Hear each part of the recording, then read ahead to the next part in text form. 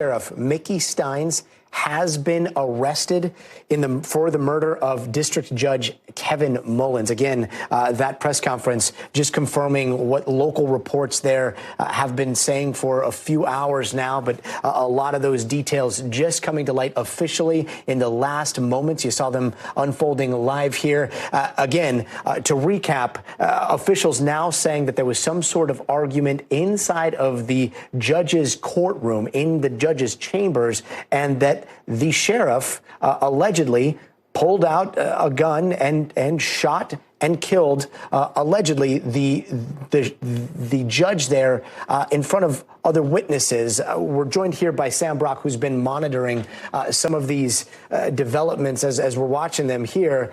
Sam, we were both looking into this before the show started, not knowing if these were true because they seemed so bizarre. What did you take from what we just heard? Yeah, it sounds outlandish, certainly. I mean, this is such a rare thing to see government officials and members of law enforcement involved in acts of violence like this. It is inherently gaudy stunning. What I took away from it, among other things, is the fact that this didn't seem to be a spur-of-the-moment, spontaneous action based on what we just heard from the Kentucky State Police trooper there, but in fact that there was some sort of buildup that occurred before the violence. And now, of course, Sheriff Steins is in custody. I'm also seeing it appears that he was set to offer some sort of a deposition related to a 2022 lawsuit that did involve one of his sheriff's deputies being accused of something very untoward that may have occurred, according to that lawsuit, in Mullins' chambers. No idea. It is completely speculative to say if these things might be related or not.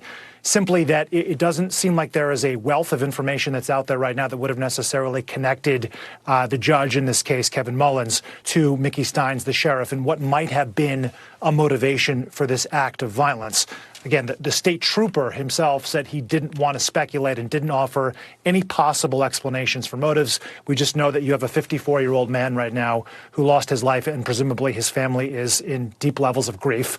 And this is just something that should never happen. And I'm wondering whether or not there was a lot of questions initially as to how someone could have obtained access to a weapon and get it into a courthouse to shoot a judge in his chambers. And this, of course, sort of ties the bow on that it's a member of law enforcement who obviously had a firearm.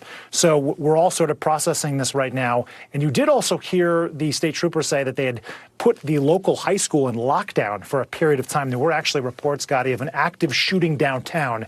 And then the state police coming out and saying later, don't worry, to parents in the community, your kids are safe.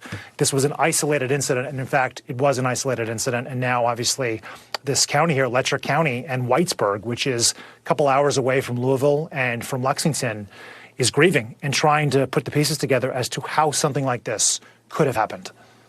Yeah, not just a member of law enforcement, the top officer in law enforcement in that county now arrested for murder of a judge in his chambers. That's what the state trooper there is saying. Yeah. Also, the state trooper saying that right now they are asking for prayers as they process all of that. From what we understand, that courthouse there, obviously it is a very active scene. But did they say anything about whether or not that court is going to be open in the coming days? Yeah, I didn't catch anything about that, and it might have been addressed during that press conference. I didn't catch it if it was. One would think it'd be pretty hard to imagine that they would be resuming business as usual tomorrow as the investigation continues. As of earlier today, you had the coroner on scene and Kentucky State Police collecting evidence. So I don't know how long that process is going to go on for, but as we can see right now, Gotti, as you've articulated, there's crime scene tape around the Letcher County Courthouse. You have a heavy police presence. It would be hard to envision a circumstance in which there was just court as normal tomorrow, as so many folks right now are just trying to wrap their heads around how something like this is possible. Nothing is going to be normal in that community for quite some time. Sam Brock, thank you so much for helping us monitor these developments. Thanks again. Thanks, Gotti.